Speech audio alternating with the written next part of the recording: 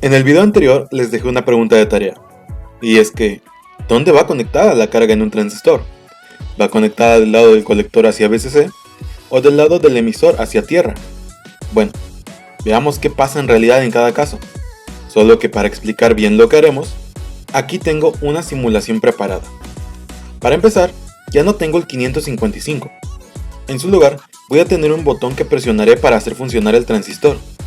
La resistencia de base sigue siendo la misma que calculamos en el video pasado, y ahora la carga, que es el motor, la tengo representada con una resistencia de 180 ohms.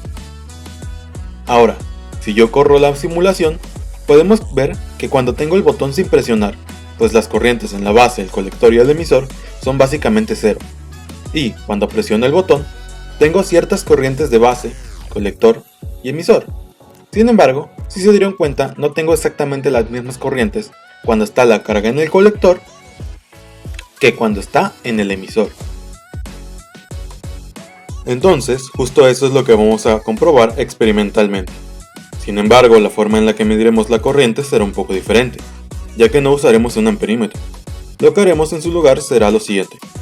Colocaré resistencias de shunt tanto en el colector como en el emisor, y la resistencia de base la dividiré en 3, y de igual forma mediré la caída de voltaje en cada una de estas resistencias para, por ley de Ohm, calcular las corrientes.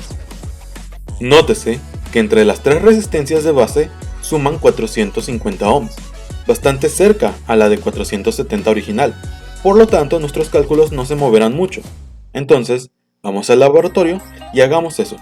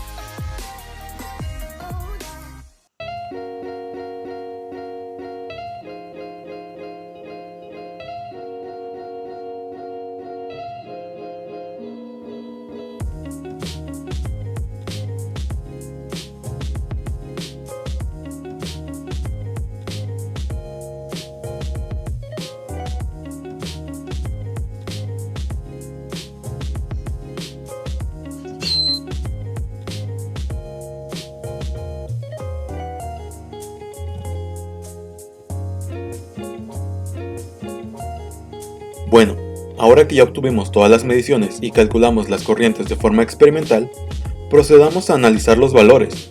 Y es que si nos damos cuenta, la corriente de base es extremadamente diferente cuando está la carga en el colector que cuando está la carga en el emisor. Es casi 100 veces más pequeña en el caso de la carga en el emisor. Luego, la corriente de colector se mantiene casi igual, lo cual es también raro, ya que si la corriente en la base varía, ¿no debería variar también la corriente en el colector? Ya que si recordamos en la ecuación que obtuvimos de la clase número 2, vimos que la beta viene a ser el cociente entre la corriente de colector y la corriente de base, por lo que despejando, la corriente de colector viene a ser la corriente de base multiplicada por la beta del transistor. Entonces, ¿cómo es que obtenemos una misma corriente de colector con diferentes corrientes de base? Postdata, para esto te recomiendo que veas este video de aquí, te lo dejo en las tarjetas y en la descripción. Y finalmente, vemos que la corriente en el emisor también disminuye, y aunque sí, si bien parte de esa disminución viene de la disminución en la corriente de base, al ver el voltaje entregado a nuestra carga, podemos ver que también la corriente en la carga ha disminuido, por lo que tenemos menos potencia en esta finalmente. Entonces solo queda preguntarnos, ¿por qué pasa esto? ¿Que acaso no es lo mismo conectar la carga en el colector que en el emisor? Bueno, la respuesta es obvia. No es lo mismo conectar la carga en el colector que en el emisor, y esto es por la simple razón de que el transistor no es un interruptor.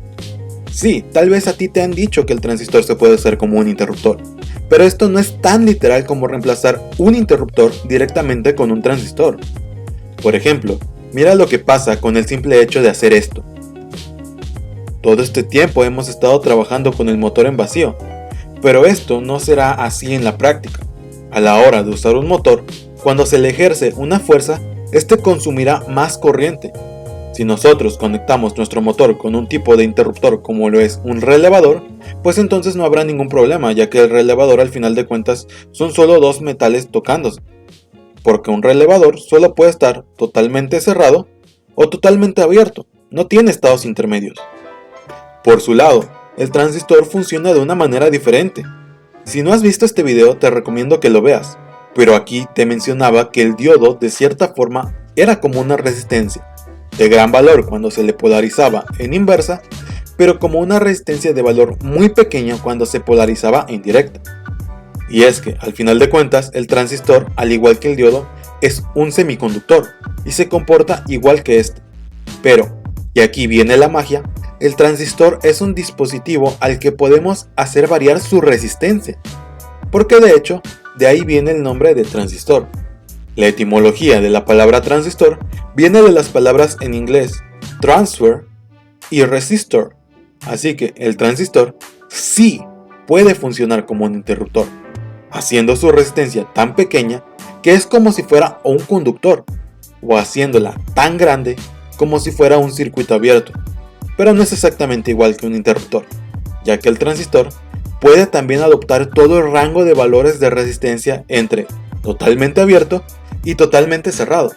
Por esto y más, lo veremos en el próximo capítulo. Muchas gracias por ver.